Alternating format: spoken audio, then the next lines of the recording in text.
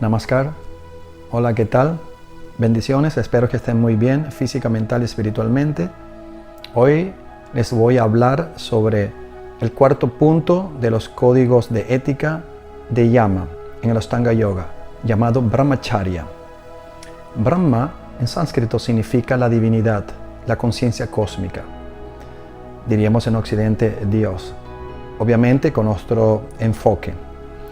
Y la palabra charya significa andar, caminar, o también estar como junto, andar junto. Entonces podríamos decir que es andar junto con Dios, andar junto a la divinidad, ver a todas las cosas, visibles, invisibles, la forma y el vacío, como expresión de la conciencia cósmica. Ir más allá del mundo de la apariencia, el mundo de lo transitorio, de lo cambiante, de lo impermanente. Por eso esta palabra se confunde muchas veces con celibato, con abstinencia. Pero eso es un enfoque antiguo en la India que era para los monjes, ya que tener el control del celibato, poder concentrarse en el monasterio con todas las regulaciones, con todas las votos que tenían los monjes y monjas, era necesario concentrarse en la práctica interna, en la práctica espiritual, los rituales, todo lo que le pedía esa institución, organización, el lama, el guru. Entonces estaban concentrados para la liberación e iluminación, y por eso entonces, para que no haya un distractivo, para que no se perdiera en el camino de los deseos y placeres, entonces decían que Brahmacharya había que practicarlo como el celibato. No obstante, la palabra Brahmacharya no significa, como los vea por ningún lado, es celibato.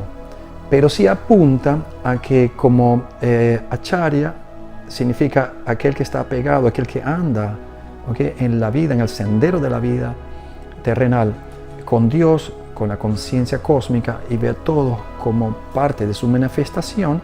También es como que no quedarse apegado, no quedarse como sometido de manera neurótica, convulsiva, ¿okay?, de que esta realidad material es lo último, es realmente la felicidad.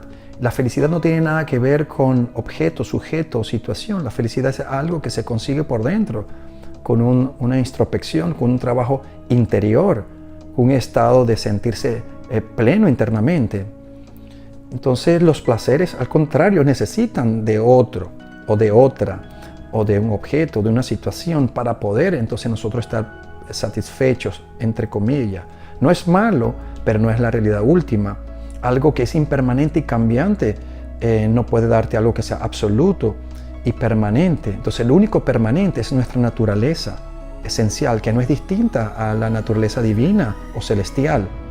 Entonces Brahmacharya apunta a no tener excesos, a tener moderación, tanto en la alimentación, tanto en el mundo material, en la ambición, en la codicia, ¿okay?, en el sexo, ¿okay?, que está placentero, que lo es, pero no es la solución de todos nuestros conflictos o de nuestra felicidad. Porque recuerden que el día que ya no está, entonces somos infelices, y la gente se comporta como se siente. Si eres infeliz, te sientes mal, echas culpa, todo lo ves oscuro, negro, todo es una queja. Entonces somos muy frágiles y dependemos todo el tiempo de algo allá afuera. Obviamente somos interdependientes y necesitamos de vivir a expensas de otras cosas.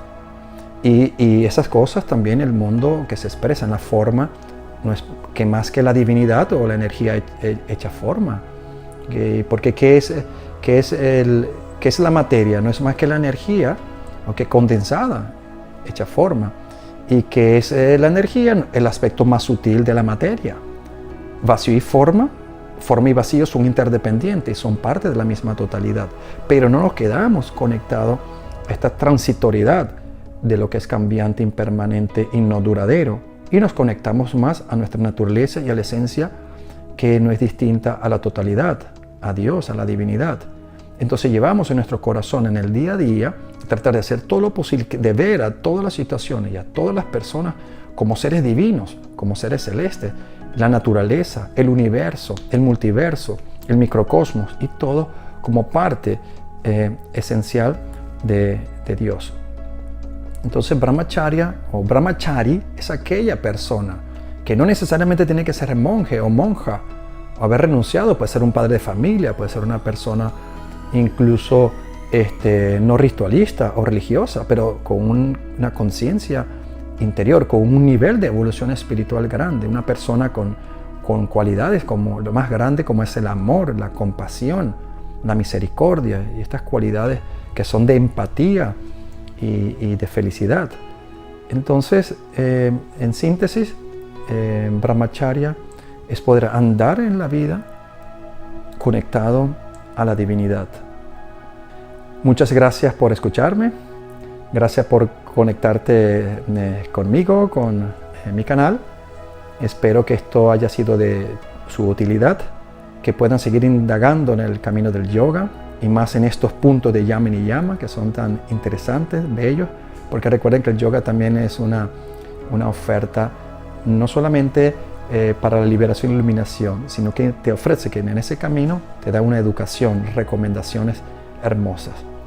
Bueno, espero que le saquen provecho, que taguen, que lo pongamos en práctica cada día. Y bueno, será hasta otra oportunidad. Todo lo mejor para usted y su familia, hoy y siempre. Namaskar.